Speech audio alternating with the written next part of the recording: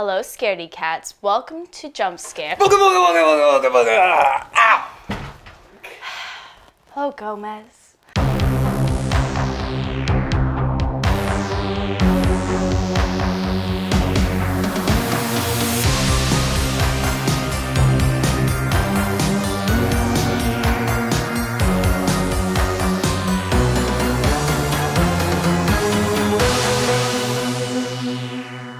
What are the first names that come to mind when you think of horror icons?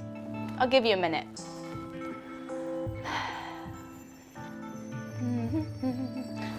All right, let me guess. Jason, Freddy, Dracula, maybe even Leatherface. Did I guess right? I don't know. But what about our leading ladies of horror? I'm not necessarily focusing on final girls. They are strong female characters, but they aren't necessarily front and center. And yes, I do consider Laurie Strode, Nancy from Nightmare on Elm Street, and even Sally from Texas Chainsaw Massacre to be iconic in their own right. Seriously, they are incredible and memorable. What is a final girl? Well, typically she faces off against evil. She's mostly known as the good girl. Analytically, she is seen as devoid of sexuality. She's the heroine, the female survivor, and usually masculine, asexual, or a child. But those around her who don't have the same moral compass as her typically die. That is usually the slasher film formula, but sometimes this carries into other horror genres as well. I'm talking about horror leading lady icons who are front and center, such as The Bride, Carrie, and most recently American Mary or Evil Dead's Mia. Will we see more strong female horror icons in the future? Will this change the final girl formula? What got me thinking about this topic was my own frustration with the very short screen time that The Bride of Frankenstein received, despite being a pivotal character and the face of the film. She had 4 minutes of screen time total before she, spoiler alert, died. However, despite this, she became the most memorable female monster of all time and still is. Bride of Frankenstein came out in 1935. Well, let's take a look at some of the most popular female horror icons through the years. But besides The Bride, we started seeing a bit more female monsters or lead female characters being introduced, like She-Wolf in London, The Invisible Woman, Mrs. Lovett in 1936's Sweeney Todd. Her character is still iconic to this day. Hello, musical, Tim Burton's film, okay.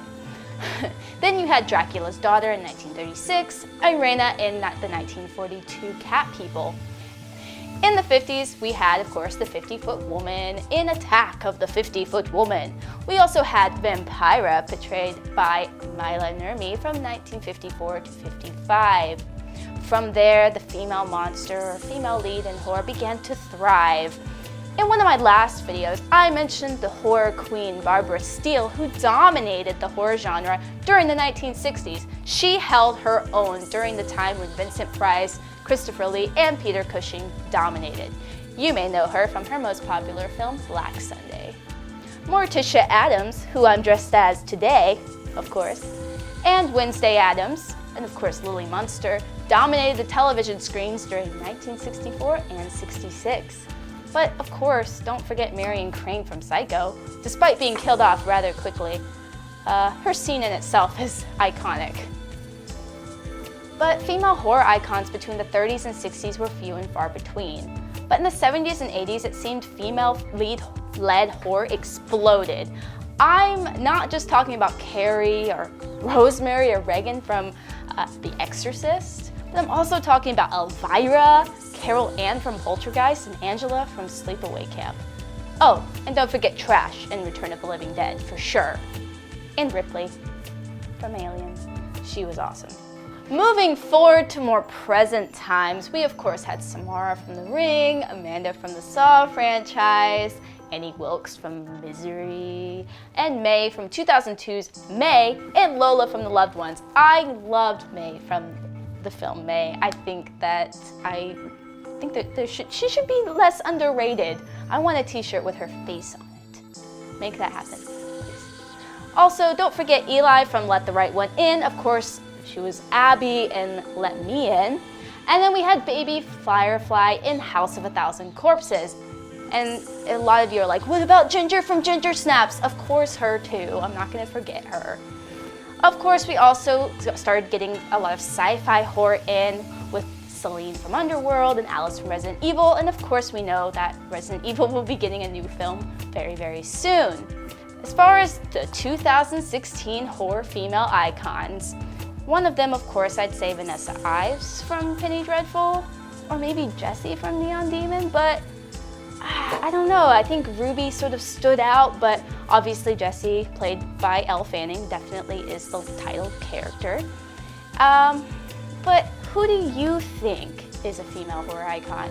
Is it maybe Michelle from 10 Cloverfield Lane, or Deborah Logan, Taking of Deborah Logan?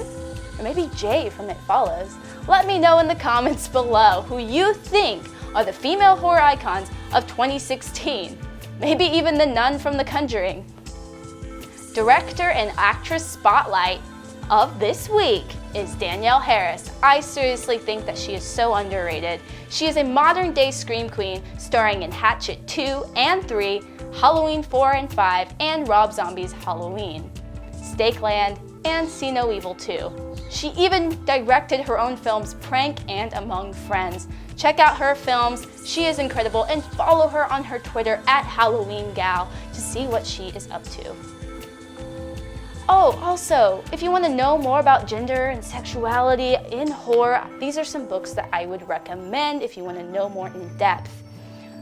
At a more academic, scholarly level, check out The Dread of Difference by Barry Keith Grant, The Monstrous Female by Barbara Creed, and Men, Women, and Chainsaws by Carol J. Clover. Such good reads. Let me know what you learned from them in the comments.